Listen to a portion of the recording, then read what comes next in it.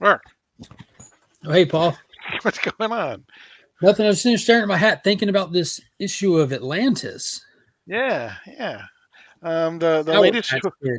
the latest tour through the DC universe takes us to Atlantis for Beast World, and we will talk about it right after this.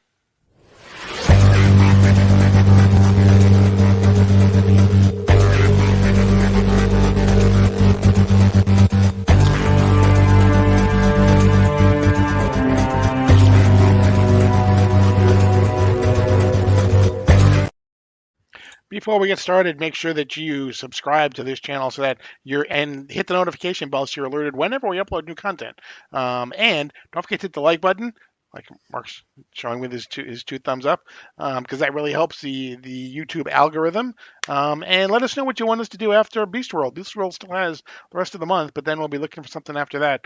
But yeah, Beast World is the title proper is off this week, but we had Titans Beast World um, World Tour Atlantis going on this time. I got to tell you, I'm really liking like the 1950s sci-fi covers that they're doing for these things.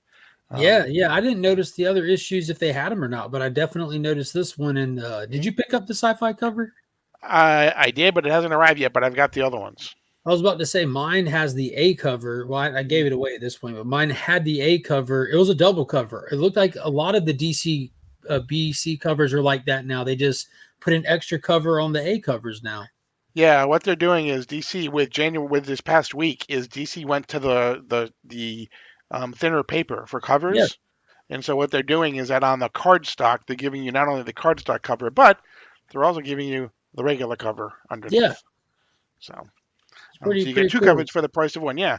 Which, if I mean, the only thing, the first thing I thought of, and I don't know why I thought of this, but that is, if someone was trying to cheat DC Comics, all they have to do is get this one, but scan that barcode, and they lose Oh they yeah, it lose has they both lose a parts. dollar Yeah. because it has the lower barcode on it. You know, when I think of people who would think about that, you are definitely the first person that comes to mind. With your Um, shirt that says champion on it. yeah, exactly. Deflategate. Everyone remember Shopping Deflategate. champion. Exactly. Um, so, three stories in this one. The first one with Arthur, Arthur Aquaman. Second one has a Black Manta. Third one has Jackson Hyde and Mira. Um, the Howard Porter cover I thought was pretty good. I really enjoyed that one. But this was kind of a mixed bag for me in a lot of ways. So, Same for me. It you was want, good, good, terrible. Good, yeah, good, exactly. terrible. So you want to take us through the first story, the Yeah, Aquaman sure. story? Give me the credits on it though. Who wrote the first story? I know that Ricardo Cena, Frederici did the art. right? And Cena Grace So wrote the Cena story. Grace, household Hmm. name, brings us a fantastic tale of Aquaman defending Atlantis from the invading army of beasts. The underwater people who've been infected are sieging Atlantis. And in the midst of all of this, Tempest is down there talking to his crush about the woes of life in the middle of all this happening. And they get interrupted during their conversation by these beasts and they get to fighting. And Aquaman fights by their side to the point of them getting a chance to cross exchange with each other. And it looks like Tempest is dealing with not wanting to return to the Titans, knowing that they need his help, but he doesn't want anything to do with them. I'm assuming from the guilt of his actions with Yeah, Brother Blood. Aquaman's telling him to suck it up, Buttercup. You're better than that. right, You are a hero. You know what it right. requires. Who is And then, Brother Eternity? Who is not actually Brother Eternity? He's yeah, he's now actually the Temporary Man. exactly. Temporary Man. Starfire's old friend, the Temporary Exactly. Man. Yeah. But it was like Candor or something like that. I don't Yeah. remember his name. But in the midst of this, Aquaman takes a defensive posture and saves the little crowd there. And in the midst of fighting one of these creatures, it senses him being a more powerful being. So the spore leaves it and infects Aquaman. They did establish that Aquaman was able to use his psychic ability with the animal life to hone in on these things, not necessarily control them, but he can at least beacon in on them in the midst of the Right. fight. They also learned that they can use swarms of jellyfish and other sea life to attack the people who are infected, give them a little electrical boost, and kind of like get the spores out of them. Unfortunately, it doesn't work on the bigger creatures. And Aquaman, having been infected, they rush him to a jail cell where he's in there half mutated because it looks like he's fighting off the reaction because of how in tune he is to the animal life. Correct. His connection to the red thinks that it Mm-hmm. actually has something to do with that. So Yeah, yeah, so that's where we actually end the story with Aquaman kind of midway between going full on Gar or trench. whatever, Yeah, and going full on trench. Them yeah, teeth. exactly. And in where he is now, but Gotta say, high spot of this wasn't just like the decent story. You know what's going. This meant to show us what's going on where at the time of these events, and this was perfect. Atlantis is under attack. It was an action issue. We spotlighted a couple of key players. You saw all the main Aqua people, but the art. Riccardo Frederici doing Atlantis, doing full underwater issue was just it was the bee's knees. yeah, I mean that's just a great, just that's only page two. Just that picture of That's Aquaman there. that's King Shark infected Exactly, and King boosted Shark. out into a Exactly. Yeah. tiger, making him a tiger shark. I'm like, yo, that's perfect. Yeah, I mean Ricardo Federici, he did a lot on War World with Philip Kennedy Johnson, and then he did some of the I think he did the Detective Knights Hmm. Terrors. So I mean, if DC, I mean, I guess maybe DC probably would like to have this guy on a monthly title, but maybe because of the detail that he puts in and the way that it's almost like it's painted, maybe he can't do necessarily a Yeah, it's all monthly hand type of drawn a title. pencil, isn't it? Yeah. Well, that's true. Yeah, yeah, yeah. But maybe the way his process doesn't, grant him the ability Yeah, to that's do a crazy. monthly title. Like he's posted some draw. Like it's crazy. I can't even imagine how long it takes. Like he did Lazarus Planet, but only the bookends to it, the Right, Alpha and Omega issues. right, right. Um, so we'll find out, I'm sure, in the Bistro proper, what becomes of Aquaman. Um, but then, we get. I mean, there could not be two more polar opposites of art styles between the Yeah, first story and the second story. And not that the second story isn't good as well, but it was just a much more different aesthetically looking type of a story. So. yeah. What are the credentials for the second story? It's Frank Thierry, I believe, who he did some things with Harley Quinn. He did some Harley Quinn stories, and let me get the artist. The artist is Valentine Delandro. Household name again. Hmm. So this was a fun little addition to this. It's pretty much a check-in with the current shaky state of the Suicide Squad, to say the least. We have Right, Vixen, who we've established in our first World Tour. No, before that, the right. Waller Rising Hmm. issue. We established the people that are kind of working under Waller's thumb in different places. And Vixen, Captain Boomerang, and is it And Deadeye? Deadshot. No, Oh, Deadshot's Deadeye. Right, Deadshot's sorry, right. not rocking with Waller these days. Yeah, Yeah, Deadeye. Sorry. Yep. yeah, it's her nephew Deadeye. They Right. Yep. all are responding to a call, and it's very done very well. You're at a beach. It's a total Jaws homage. They're making comments and references like they need to close the beach, and you have the Right. mayor who refuses to destroy this town. It's beach season, blah blah blah. And in the midst of this, they're talking about this stingray, and they're like, it's a manta Mhm. ray. It's bigger Mhm. than that. There's a Right. barbed tail, all this kind of stuff, and it Yeah. actually kills the mayor right there on the beach. He gets barbed, Yeah. cut in half. Yeah. Yeah, and he says, things like, pigs eat more people than stingrays do, and they don't close the petting zoos, and Yeah, yeah. uh, Right as he gets cut in half, this would-be Suicide Squad faction rolls up, the three that we mentioned, and they're there to investigate what's reported to be a giant manta. They already know that it's suspected to be an infected black manta, and they go out on a boat. This giant shadow comes up from under them, and they appropriately state, "We're going to need a I bigger need a boat." bigger boat. Yeah, Manta pops up. They battle back and forth with it. Vixen's trying to calm it down, tune it out, to try to reason with what remains of Black Manta inside of there. They're making a bunch of wisecracks along the way about how we just saw Black Manta infected a few weeks ago, and how have you done it to yourself again, and why are you bigger this time?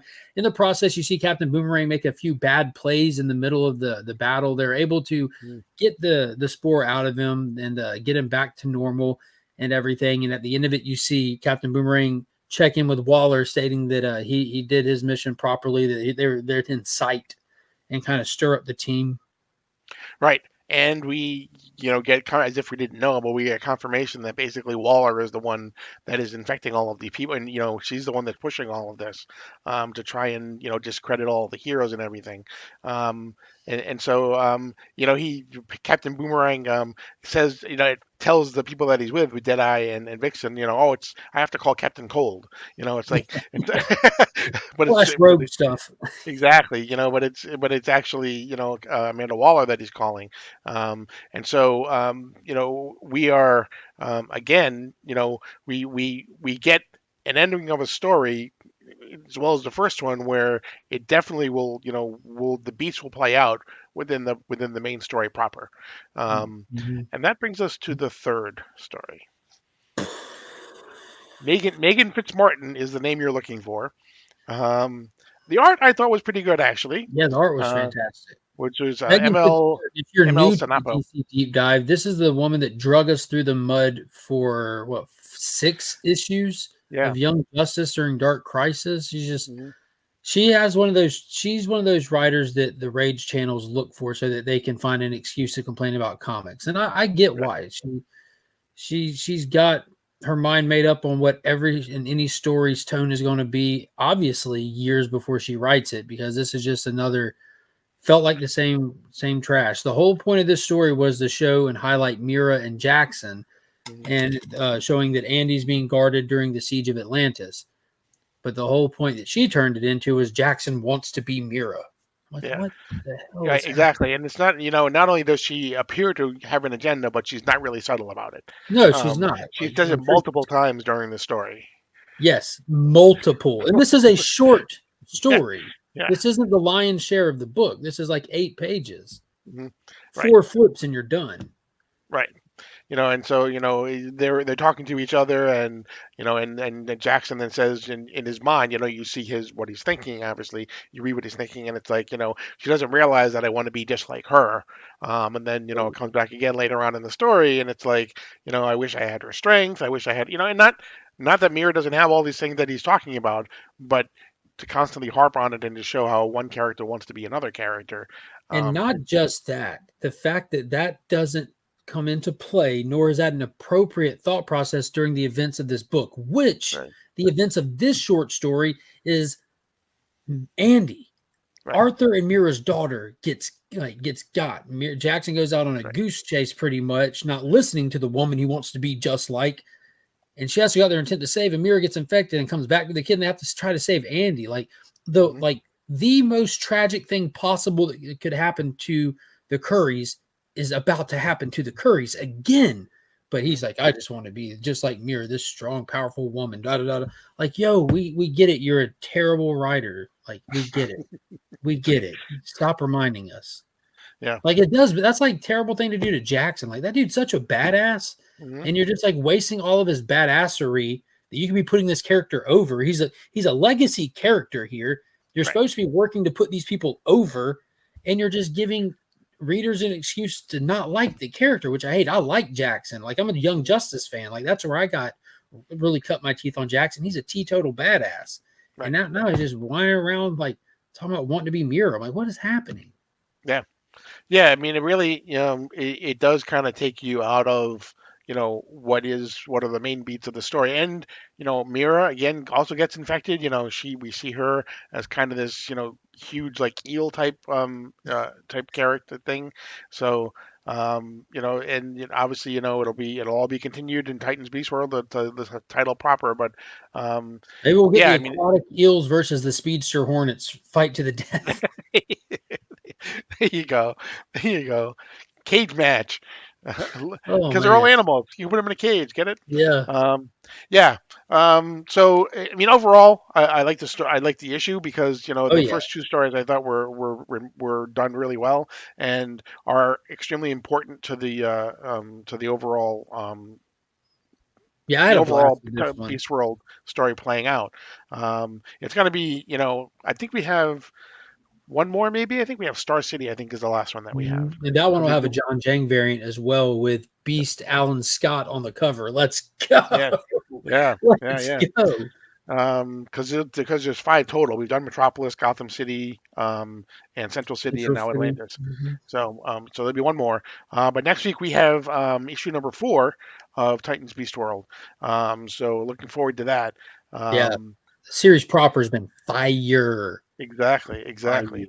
Tom Taylor is really writing one of his best stories, I think. Mhm. And it's in some ways it really is not a Tom Taylor type story because it's like Tom Taylor is known for building these worlds and everything, and instead he's like honing in on the characters and who they are, and it's like and all of these characters we've talked about this before, the characters that they turn into kind of fit with their with the Personality. general exactly and And and who they might be. We had Dick Grayson turn into a fox in the last Beastful story, which again is kind of Batman took the wolf or whatever or with the the head claws and the everything. yeah, Exactly. And Dick has always been the more down to earth, the more sensible one, but he's very sly like a very fox, sly, right? yeah. So What is so Damien turned into? Damien turned into a kitten, which when I you thought think he about it, kittens are very independent, right? They do what they want. They don't listen to anybody, right? So in some ways it kind of does make sense in how what they did that. We saw that in the backup story in Nightwing 109. Yeah, it Um, seems like the Bat family in general is all just turning into dogs and cats of a sort. Because we right, also saw Metropolis, was it Huntress that turned into a cat, right. and Yep. Kate Kane just ran her around with a laser pointer because oh my god.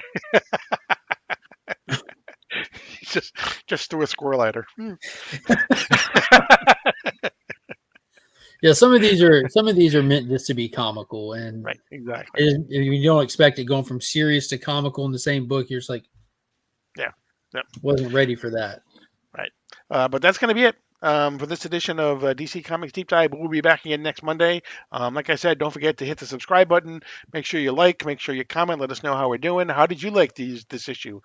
Did you like all three stories? Did you like none of them, or just a couple of them? Let us know because we respond to every comment as well. So, but that's going to be it. And you are now leaving Sector 2815. But I forgot to say he has something to say first. We are Legion. Yes, which was actually in the story too. Did you? There was that was in the Aquaman story, right? We are Legion. Oh yeah, that was. Yep. Yep. So pick it up if for nothing else. Pick it up so you have that.